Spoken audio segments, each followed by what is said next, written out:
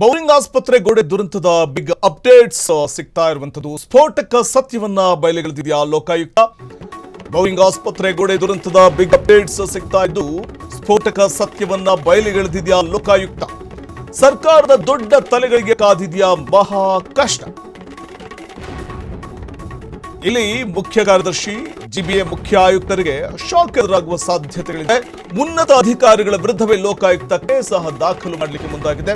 ಶಾಲಿನಿ ರಜನೀಶ್ ಮಹೇಶ್ವರರಾವ್ ವಿರುದ್ಧ ಪ್ರಕರಣವನ್ನು ದಾಖಲಿಸಿಕೊಳ್ಳುವುದಕ್ಕೂ ಮುಂದಾಗಿದ್ದು ಸ್ವಯಂ ಪ್ರೇರಿತ ಪ್ರಕರಣವನ್ನ ಇದೀಗ ಲೋಕಾಯುಕ್ತ ಅಧಿಕಾರಿಗಳು ದಾಖಲು ಮಾಡಿಕೊಂಡಿದ್ದಾರೆ. ಸ್ಥಳ ಪರಿಶೀಲನೆ ನಡೆಸಿದ ಲೋಕಾಯುಕ್ತ ನ್ಯಾಯಮೂರ್ತಿ ಬಿಎಸ್ ಪಾಟೀಲ್ ಲೋಕಾಯುಕ್ತರಿಗೆ ಈ ಸಂದರ್ಭದಲ್ಲಿ ಸಾಥ್ ಕೊಟ್ಟಿದ್ದು ಉಪ ಲೋಕಾಯುಕ್ತರು. ಆ ಮೂಲಕ ಇದೀಗ ಬೌರಿಂಗ್ ಆಸ್ಪತ್ರೆ ಗೋಡೆ ದುರಂತದ ಬಿಗ್ ಅಪ್ಡೇಟ್ಸ್ ಸಿಗ್ತಾ ಇದ್ದು ಸ್ಫೋಟಕ ಸತ್ಯವನ್ನ ಲೋಕಾಯುಕ್ತ ಬಯಲಿಗೆಳೆಯುವಂತಹ ಒಂದು ನಿಟ್ಟಿನಲ್ಲಿ ಮುಂದಾಗುತ್ತಾ. ಇದಕ್ಕೆ ಸರ್ಕಾರದ ದೊಡ್ಡ ತಲೆಗಳಿಗೆ ಕಾದಿದೆಯಾ ಮಹಾ ಕಷ್ಟ. ಯಾಕೆಂದ್ರೆ ಮುಖ್ಯ ಕಾರ್ಯದರ್ಶಿಗಳಿರಬಹುದು ಅಥವಾ ಜಿಬಿಎ ಮುಖ್ಯ ಆಯುಕ್ತರಿಗೆ ಶಾಕ್ ಅನ್ನು ಕೊಡಲಿಕ್ಕೆ ಇದೀಗ ಜಿಬಿಎ ಮುಂದಾಗಿರುವಂಥದ್ದು ಸ್ಪಷ್ಟವಾಗಿ ಕಾಣಿಸ್ತಾ ಇದೆ. ಇನ್ನು ನಾವು ಗಮನಿಸ್ತಾ ಹೋಗಬಹುದು, ಉನ್ನತ ಅಧಿಕಾರಿಗಳ ವಿರುದ್ಧವೇ ಇದೀಗ ಲೋಕಾಯುಕ್ತ ಕೇಸ್ ದಾಖಲು ಮಾಡಿಕೊಂಡಿದ್ದು ಈಗಾಗಲೇ ಸ್ಥಳ ಪರಿಶೀಲನೆ ನಡೆಸಿರುವಂಥದ್ದು ಲೋಕಾಯುಕ್ತ ನ್ಯಾಯಮೂರ್ತಿ ಬಿಎಸ್ ಪಾಟೀಲ್. ಈ ವೇಳೆ ಲೋಕಾಯುಕ್ತರಿಗೆ ಉಪ ಲೋಕಾಯುಕ್ತರು ಕೂಡ ಸಾಥ್ ಕೊಟ್ಟಿದ್ದಾರೆ. ನಿನ್ನೆ ಭಾರೀ ಬಿರುಗಾಳಿ ಸಹಿತ ಮಳೆಯಾದ ನಂತರದಲ್ಲಿ ಉಂಟಾದಂತಹ ದುರಂತ, ತಡೆಗೋಡೆ ಕುಸಿದ ಪರಿಣಾಮ 7 ಮಂದಿ ದಾರುಣವಾಗಿ ಮೃತಪಟ್ಟಿದ್ರು, ಹಲವರು ಗಾಯಗೊಂಡಿದ್ರು. ಸೊ ಹಾಗಾಗಿ ಈ ಪ್ರಕರಣವನ್ನು ಲೋಕಾಯುಕ್ತ ಕೂಡ ಬಹಳ ಗಂಭೀರವಾಗಿ ತೆಗೆದುಕೊಂಡಿದೆ. ನಿನ್ನೆ ಮುಖ್ಯಮಂತ್ರಿಗಳೇ ಸ್ಥಳಕ್ಕೆ ಬಂದು ಅಲ್ಲಿ ನಡೆದಂತಹ ದುರಂತದ ಕುರಿತು ಮಾಹಿತಿಯನ್ನು ಪಡ್ಕೊಂಡು ಸಂಬಂಧಪಟ್ಟಂತಹ ಅಧಿಕಾರಿಗಳನ್ನ ತರಾಟೆಗೆ ತೆಗೆದುಕೊಂಡು ನಂತರದಲ್ಲಿ ಪರಿಹಾರ ಘೋಷಣೆ ಮಾಡಿದ್ದೂ ಉಂಟು. ಅದರ ಮುಖ್ಯಮಂತ್ರಿಗಳು ಕೂಡ ಈ ಪ್ರಕರಣವನ್ನು ಬಹಳ ಸೀರಿಯಸ್ ಆಗಿ ತೆಗೆದುಕೊಂಡಿರುವಂತಹ ಸಂದರ್ಭದಲ್ಲಿ ಈಗ ಲೋಕಾಯುಕ್ತ ಕೂಡ ಈ ಪ್ರಕರಣವನ್ನು ಬಹಳ ಸೀರಿಯಸ್ ಆಗಿ ತೆಗೆದುಕೊಂಡಿದೆ.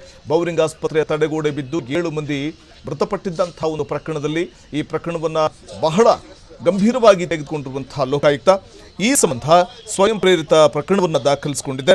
ಇದು ಮುಖ್ಯ ಕಾರ್ಯದರ್ಶಿಗಳು, ಸರ್ಕಾರದ ಮುಖ್ಯ ಕಾರ್ಯದರ್ಶಿ ಮತ್ತು ಜಿಬಿಎ ಮುಖ್ಯ ಆಯುಕ್ತರಿಗೆ ಶಾಕ್ ಅನ್ನು ತಂದೊಡ್ಡುವಂತಹ ಸಾಧ್ಯತೆಗಳಿದೆ. ಉನ್ನತ ಅಧಿಕಾರಿಗಳ ವಿರುದ್ಧವೇ ಲೋಕಾಯುಕ್ತ ಕೇಸ್ ದಾಖಲು ಮಾಡಿಕೊಂಡಿದೆ.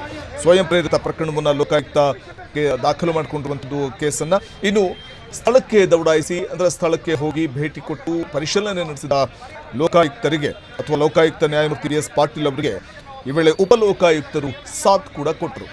ಈ ದೃಶ್ಯದಲ್ಲಿ ಗಮನಿಸಬಹುದು, ಬಲಭಾಗದ ವಿಂಡೋಸ್ನಲ್ಲಿ ನಿನ್ನೆ ನಡೆದಂತಹ ದುರಂತ ಏನು ನಡೀತು, ದುರಂತ ನಡೆದಂತಹ ಸ್ಥಳದಲ್ಲಿ ಈ ವೇಳೆ ಲೋಕಾಯುಕ್ತ ನ್ಯಾಯಮೂರ್ತಿ ಬಿಎಸ್ ಪಾಟೀಲ್ ಅವರು ಹಾಜರಿದ್ದು ವೇಳೆ ವಿವರಣೆಯನ್ನ ಕೇಳಿ ಪಡ್ಕೊಂಡಿದ್ದಾರೆ. ಇದೇ ಸಂದರ್ಭದಲ್ಲಿ ಸಿಎಸ್ ಮತ್ತು ಜಿಬಿಎ ಮುಖ್ಯ ಆಯುಕ್ತರ ವಿರುದ್ಧ ಲೋಕ ಕೇಸ್ ದಾಖಲು ಮಾಡಿಕೊಂಡಿದೆ. ಸ್ವಯಂ ಪ್ರೇರಿತ ಕೇಸ್ ದಾಖಲು ಮಾಡಿಕೊಂಡಿದ್ದು ಸ್ಥಳ ಪರಿಶೀಲನೆ ಬಳಿಕ ಇಬ್ಬರ ವಿರುದ್ಧ ಕ್ರಮಕ್ಕೆ ಸೂಚನೆ ನೀಡಲಾಗಿದೆ. ಬೌರಿಂಗ್ ಆಸ್ಪತ್ರೆ ಗೋಡೆ ಬಿದ್ದು 7 ಮಂದಿ ಸಾವಿಗೀಡಾಗಿದ್ದರು. ಖುದ್ದು ಸ್ಥಳ ಪರಿಶೀಲನೆ ನಡೆಸಿದ ಲೋಕಾಯುಕ್ತ ನ್ಯಾಯಮೂರ್ತಿ ಬಿಎಸ್ ಪಾಟೀಲ್ ಅವರು ಈ ಪ್ರಕರಣದಲ್ಲಿ ಜಿಬಿಎ ಮತ್ತು ಇಲಾಖೆ ನಿರ್ಲಕ್ಷ್ಯತನ ಎದ್ದು ಕಾಣಿಸ್ತಾ ಇದೆ ಎಂದಿದ್ದಾರೆ. ಈ ಬಗ್ಗೆ ತನಿಖೆ ಆಗಬೇಕಿದೆ ಅಂತ ಲೋಕಾಯುಕ್ತರು ಹೇಳಿದ್ದಾರೆ. ಎಲ್ಲೆಲ್ಲಿ ಈ ರೀತಿ ಆಗಿದೆಯೋ ಅದರ ತೆರವು ಆಗಬೇಕಿದೆ ಅಂದಿದ್ದಾರೆ. ಪಬ್ಲಿಕ್ ಇರೋ ಜಾಗದಲ್ಲಿ ಈ ರೀತಿ ನಿರ್ಲಕ್ಷ್ಯ ಆಗಬಾರದಿತ್ತು ಅಂತ ಕೂಡ ಅಭಿಪ್ರಾಯವನ್ನು ವ್ಯಕ್ತಪಡಿಸಿದ್ದಾರೆ.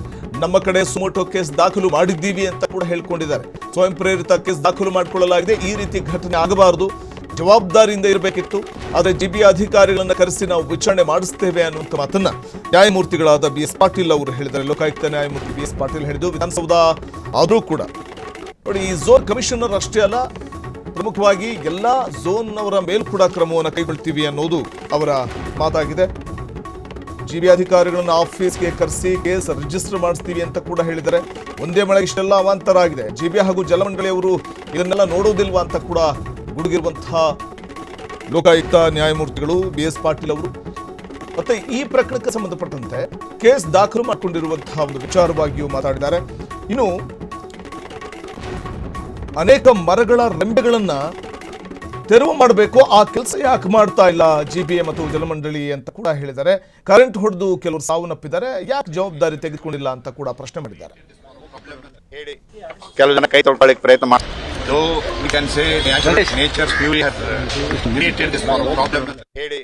ಕೆಲವು ಜನ ಕೈ ತೊಳ್ಕೊಳ್ಳಿಕ್ಕೆ ಪ್ರಯತ್ನ ಮಾಡಬಹುದು, ಅದು ಹಾಗಿಲ್ಲ. ಇಲ್ಲಿ ನೋಡಿದ್ರೆ ಗೊತ್ತಾಗ್ತದೆ.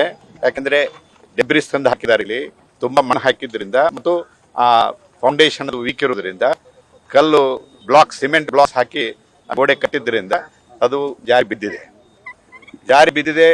ಬಿದ್ದಿದ್ದು ಕಟ್ಬಹುದು. ಆದ್ರೆ ಅಲ್ಲಿ ಇಂಥ ಗೋಡೆ ಪಕ್ಕದಲ್ಲಿ ಅಮಾಯಕರಿಗೆ, ಟ್ರೇಡರ್ಸ್ಗೆ ಮಾರಾಟ ಮಾಡಲಿಕ್ಕೆ ಅವಕಾಶ ಮಾಡಿಕೊಟ್ಟಿದ್ದಾರೆ. ಈ ಅವಕಾಶ ಮಾಡಿಕೊಡ್ಬೇಕಾದವರು ಅದ್ರ ಸೇಫ್ಟಿ ಎಲ್ಲ ವಿಚಾರ ಮಾಡಬೇಕಾಗಿತ್ತು. ಈ ಮಳೆ ಬಂದ್ರೆ ಪ್ರತಿ ವರ್ಷ ಬರ್ತದೆ. ಮಳೆ ಬಂದ್ರೆ ಈ ತರದ ಅನಾಹುತಗಳು ಆಗ್ತಿದ್ರೆ ಯಾವ ರೀತಿಯಿಂದ ಅವರಿಗೆ ಸೇಫ್ಟಿ ಇದೆ, ಇಲ್ಲಿ ಕೊಡ್ಬೇಕಾ ಅವರಿಗೆ, ಈ ಜಾಗದಲ್ಲಿ ಅವರಿಗೆ ವ್ಯವಹಾರ ಮಾಡಿ ಕೊಡ್ಬೇಕಾ ಅನ್ನುವಂಥದ್ದು ಮತ್ತು ಅವ್ರ ಸೇಫ್ಟಿನ ಗಮನದಲ್ಲಿ ಇಟ್ಕೊಂಡು ಮಾಡಬೇಕಾದದ್ದು BBMP ಅವ್ರದ್ದು ಉಳಿದವ್ರದ್ದು ಕರ್ತವ್ಯ ಇತ್ತು. ಆ ಕರ್ತವ್ಯ ಆಬ್ವಿಯಸ್ಲಿ ಪ್ರೈಮಾ ಫೇಸಿ ಅವ್ರು ನಿಭಾಯಿಸಿದಂಗೆ ಕಾಣ್ತಾ ಇಲ್ಲ.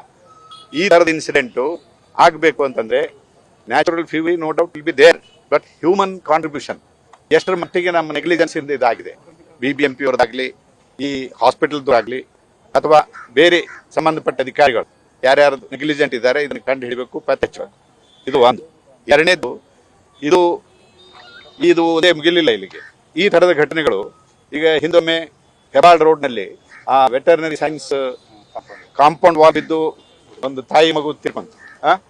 ಅದರಿಂದ ನಾವೇನು ಎಚ್ಚೆತ್ತುಕೊಳ್ಳಿಲ್ಲ. ಈ ಪಬ್ಲಿಕ್ ಬಿಲ್ಡಿಂಗ್ಸ್ಗಳಲ್ಲಿ ಯಾವ ಥರ ಶಿಥಿಲವಾದಂತಹ ಕಾಂಪೌಂಡ್ಗಳಿದ್ದಾವೆ, ಯಾವ ಥರ ಶಿಥಿಲವಾದಂತಹ ಬಿಲ್ಡಿಂಗ್ಗಳಿದ್ದಾವೆ, ಅವುಗಳನ್ನು ಐಡೆಂಟಿಫೈ ಮಾಡಬೇಕು.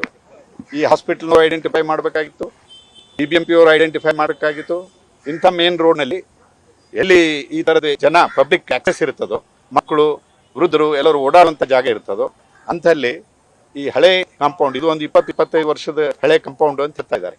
ಇದರಲ್ಲಿ ಎಷ್ಟರ ಮಟ್ಟಿಗೆ ಸಿಮೆಂಟ್ ಹಾಕಿ ಮಾಡಿದ್ರು, ಎಷ್ಟರ ಮಟ್ಟಿಗೆ ಅದು ಫೌಂಡೇಶನ್ ಇತ್ತು, ಅದನ್ನೆಲ್ಲ ಕಂಡು ಹಿಡಿಯೋಣ. ಅದು ಎನ್ಕ್ವೈರಿ ಆಗ್ತದೆ, ಕಂಡು ಹಿಡಿಯೋಣ.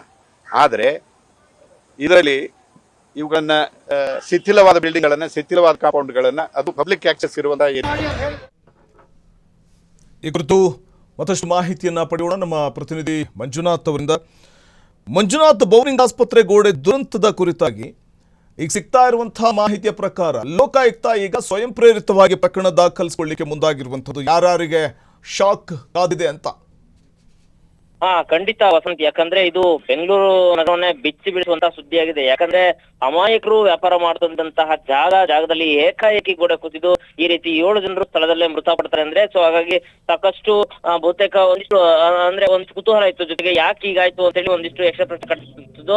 ಸೊ ಹಾಗಾಗಿ ಇವತ್ತು ತಕ್ಷಣ ಲೋಕಾಯುಕ್ತರು ಕೂಡ ಖುದ್ದಾಗಿ ಇವತ್ತು ಸ್ಥಳಕ್ಕೆ ಭೇಟಿ ನೀಡಿದ್ರು. ಭೇಟಿ ನೀಡಿದ ಸಂದರ್ಭದಲ್ಲಿ ಸಂಬಂಧಪಟ್ಟಂತ ಅಧಿಕಾರಿಗಳು ಯಾರು ಬರ್ತಾರೆ, ಯಾರ ನಿರ್ಲಕ್ಷ್ಯ, ಜೊತೆಗೆ ಗೋಡೆ ಇದು ಯಾರ ಅಸ್ತಿತ್ವದಲ್ಲಿ ಬರುತ್ತೆ, ಏನೋ ಸಾರ್ವಜನಿಕರು ಏನಾದ್ರು ಬೇಕು ಅಂತಾನೆ ಮಾಡಿದ ಅಥವಾ ಅಧಿಕಾರಿಗಳು ಏನಾದ್ರು ನಿರ್ಲಕ್ಷ್ಯ ವಹಿಸಿದ್ರು ಅಂತ ಹೇಳಿ ಎಲ್ಲಾ ತನಿಖೆ ಎಲ್ಲಾ ಆಯಾಮಗಳಲ್ಲೂ ಕೂಡ ಇವತ್ತು ಖುದ್ದಾಗಿ ಲೋಕಾಯುಕ್ತರನ್ನೇ ಸ್ಥಳಕ್ಕೆ ಭೇಟಿ ನೀಡಿ ಪರಿಶೀಲನೆ ಮಾಡುವಂತ ಕೆಲಸ ಮಾಡೋದು. ಜೊತೆಗೆ ಸಂಬಂಧಪಟ್ಟಂತ ಅಧಿಕಾರಿಗಳು ಕೂಡ ಸ್ಥಳದಲ್ಲೇ ಇದ್ರು. ಸೊ ಯಾಕೆ ಈ ರೀತಿ ಹಿಂಗಾಗಿದೆ, ಸೊ ಯಾಕೆ ನೀವು ಎಚ್ಚೆತ್ಕೊಂಡಿರ್ಲಿಲ್ಲ ಅಂತ ಹೇಳಿ ಪ್ರಶ್ನೆ ಮಾಡುವಂತ ಕೆಲಸನೂ ಆಯ್ತು.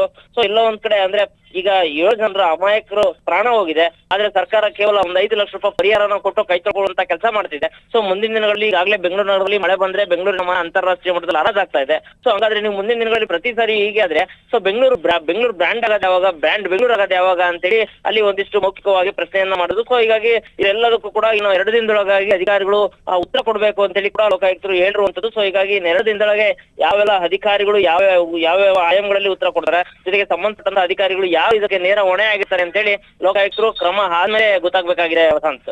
ಓಕೆ, ಧನ್ಯವಾದ ಮಂಜುನಾಥ್ ತಮ್ಮ ಮಾಹಿತಿಗಾಗಿ.